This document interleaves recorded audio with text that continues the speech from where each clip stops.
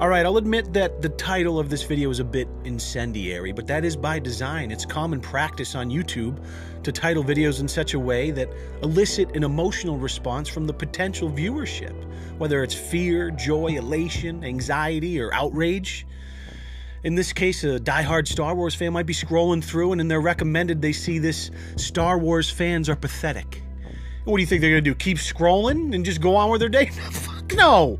No, they're gonna click on this motherfucker and come down to the comments and tell me how fat and retarded and wrong and ugly and stupid that I am, and then leave a dislike and then move on with their day, and the world spins round. But, well, now that I have you here, why don't you just stick around for a few and we'll talk about why Star Wars fans suck humongous, hairy, sweaty rhinoceros dicks. So before jumping in, I feel like I should point out that the intro was an obvious, egregious overgeneralization, right? Not all Star Wars fans are pathetic. In fact, I'm a Star Wars fan myself. I love the franchise. I'm 32 now. Fuck, I'm 33. Fuck! I grew up with it, you know what I'm saying? The originals, 4, 5, and 6, and then saw the others in the theaters as they came out. It's an exciting thing. It's a great franchise. I love sci-fi. I've loved it my whole life. But like any good fandom, or like any fandom at all for that matter, there's the typical breakdown, right? You have the 80% of the population that are casual fans that go out, they'll maybe watch the movie in the theaters or they'll pick it up on DVD. They like it, they enjoy it, and they move on with their day. Then you have the 18% that are the diehard fans, the one that buy all the merchandise, they buy the figurines, they dress up, go to the cosplays, they go to the conventions. And then there's the 2% that fucking ruins it for everyone else. The same 2% that would go as far as to harass and bully the actress, and the key word here is actress, that portrays a role in one of the new Star Wars movies that this 2% maybe didn't like or didn't agree with, to the point where this actress felt it was necessary to go dark and shut down her Instagram and just get off social media because she didn't want to deal with the harassment any longer. Now, if you're part of the Triple D gang, I mean a true Tomato Mafia member, you're also a Star Wars fan. I mean, I already know that you're an even-keeled, level-headed motherfucker because that's how we do it here in the Tomato Mafia. We're part of that 98% of Star Wars fans that goes from casual fan all the way up to kind of crazy obsessive.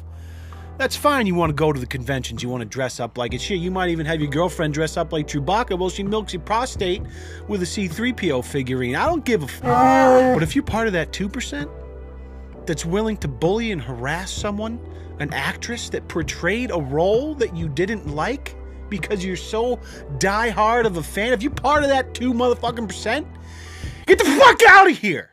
You are not welcome! Kelly Marie Tran has deleted all the posts off her Instagram due to months of harassment she has received for her character Rose in The Last Jedi. Now, if you're a Star Wars fan and you haven't been living in a nuclear bunker for the past 6 months, you're probably well aware that this character Rose from The Last Jedi has been a hot topic area of debate amongst the Star Wars fan community. Now, normal discourse around a film is awesome. It's healthy. It's one of the best parts, I think, about watching movies is to be able to talk about it, what you liked, what you disliked, you know, talking about that stuff with your peers, your friends, whether that's in real life or on message boards, forums, comment sections, whatever. But if you habitually harass someone that's paid to portray a fictional character in a fictional sci-fi film simply because you didn't like their role in the movie, well, then you, my friend, are 100% a piece of shit loser. This is the fan base that drove Jake Lloyd insane, made Hayden Christensen quit acting, made George Lucas not want to make any more movies, made Daisy Ridley delete her Instagram, and just recently made Kelly Marie Tran leave Instagram. I love Star Wars, but fuck the fans. Now I see tweets like this and it breaks my fragile heart, because I'm a Star Wars fan.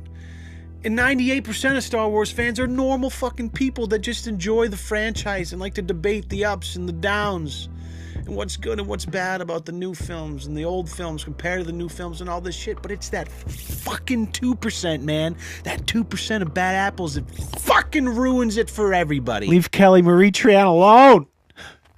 Leave her alone! Listen, I'm not a film critic, but I didn't personally think that this character Rose really added a whole lot of substance to The Last Jedi, and a lot of her interaction with Finn was just kind of over the top corny, I think. But I mean, what do we expect? The fucking franchise is owned by Disney. I still enjoyed the film.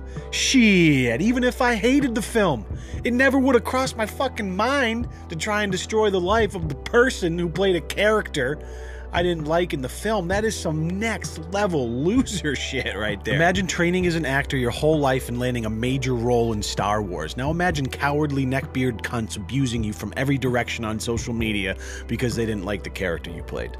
Kelly Marie Tran did nothing wrong. Shame on all of you. Funny how it's Kelly Marie Tran and Daisy Ridley who've been driven off social media and not Mark Hamill or Adam Driver or Rian Johnson.